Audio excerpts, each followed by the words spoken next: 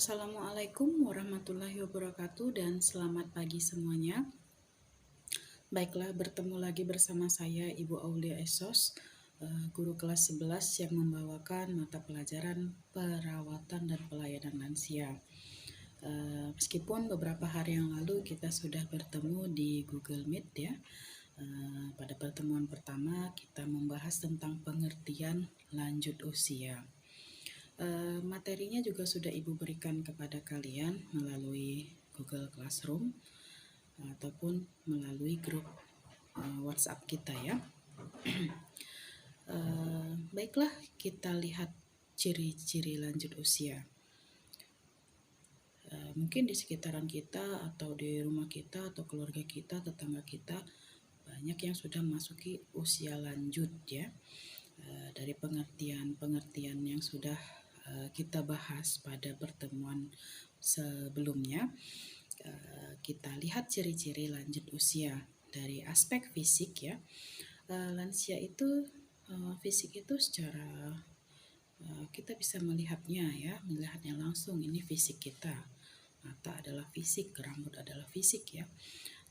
Kita lihat dari rambutnya yang memutih atau tumbuhnya uban ya. Meskipun ada beberapa orang yang masih muda memiliki uban, itu bukan termasuk usia lanjut. Nanti kalian misalnya ada teman kalian yang rambutnya sudah ada yang beberapa helai memutih, kalian panggil pula dia kakek atau nenek ya. Itu bukan ya, itu mungkin faktor keturunan atau gennya ya. Kemudian penglihatan berkurang atau rabun.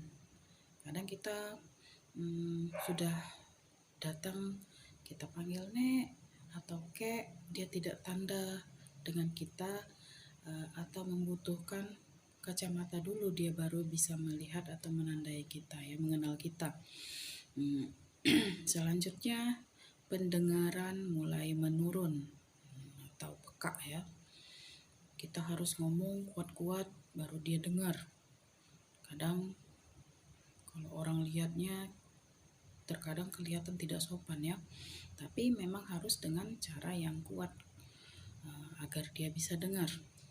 Bisa juga kalian membelikan atau nenek tersebut atau kakek tersebut dengan menggunakan alat pendengaran. Jadi bisa mendengar ya. Kemudian kulit sudah mulai keriput ya. Itu ciri-ciri fisik yang sangat kelihatan sekali. Jangan kalian samakan sama artis-artis yang 50 tahun ke atas yang tidak ada kerutan, ya beda. Mereka melakukan perawatan ya, sehingga keriputnya tidak terlihat seperti suntik botox dan lainnya. Tapi secara alami orang itu yang sudah memasuki usia lanjut tetap keriput atau kulitnya sudah tidak kencang lagi ya. Selanjutnya badan membungkuk, kemungkinan tulangnya sudah mulai rapuh atau mengalami osteoporosis, jadi jalannya mulai membungkuk, tidak tegak lagi. Kemudian kesehatan mulai mudah lelah. Ketika jalan sebentar dia sudah kelelahan ya. Dan kemungkinan menggunakan alat bantu seperti tongkat, ataupun ada yang sudah tidak bisa berjalan jadi membutuhkan alat bantu seperti kursi roda.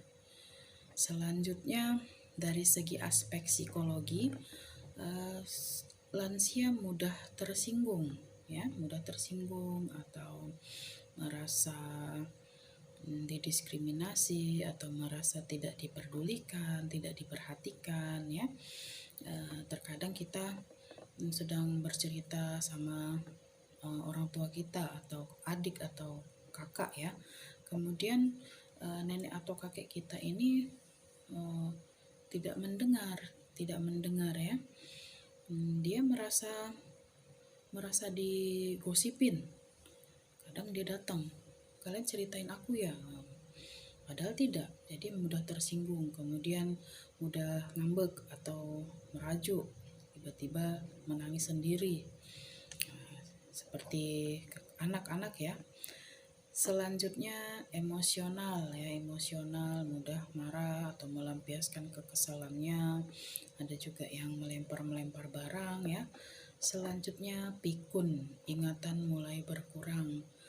Kadang ada keluarga yang datang tetapi jarang bertemu ya, misalnya dalam momen-momen seperti Lebaran atau Natal. Datanglah keluarga kita ya, salaman, ini udah cerita, kemudian kakek atau nenek kita ini bertanya, kamu siapa? Dia tidak mengenali mengenali keluarga kita ya. Harus diingatkan dulu, diingatkan lagi si ini adalah ini. Jadi dia memulai berusaha untuk mengingat kembali. Kemudian selalu mempertahankan pendapatnya, egois ya. Jadi dia merasa tidak salah dan sifatnya kekanak-kanakan. Kemudian merasa mudah depresi. Ketika tidak kita ikutkan dalam pembicaraan, dia merasa tersinggung. Kemudian ketika dia misalnya dititipkan ke keluarga atau anaknya mau pergi, dia merasa ketakutan akan ditinggalkan, tidak ada yang peduli lagi dengan dia, jadi dia depresi. Seperti kalau kalian ke panti jompo ya, di situ banyak orang-orang tua ataupun para lansia yang dengan kesadaran sendiri memasukkan dirinya sendiri ke panti jompo tersebut ya, meskipun kebanyakan dari keluarganya sendiri yang menitipkan orang tuanya ke panti jompo tersebut. Beberapa orang para lansia ini merasa senang di panti tersebut, merasa bisa bertemu dengan teman-teman yang pas atau cocok, bisa bertukar cerita. Kemudian di panti tersebut terdapat beberapa kamar yang berbeda-beda. Ada lansia yang masih bisa melakukan aktivitas sendiri, dan ada lansia yang membutuhkan bantuan perawat atau caregivernya. Itu bisa kalian lihat nanti pada pertemuan kita selanjutnya. Bagi kalian jurusan Peksos, kalian kedepannya akan mempelajari tentang merawat lansia dari cara membantu mereka untuk naik ke tempat tidur atau turun dari tempat tidur, bagaimana cara merawat diri lansia tersebut ya.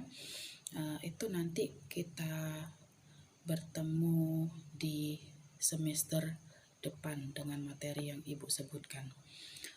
Baiklah, sampai di sini dulu pertemuan kita, dan sampai ketemu di pertemuan selanjutnya.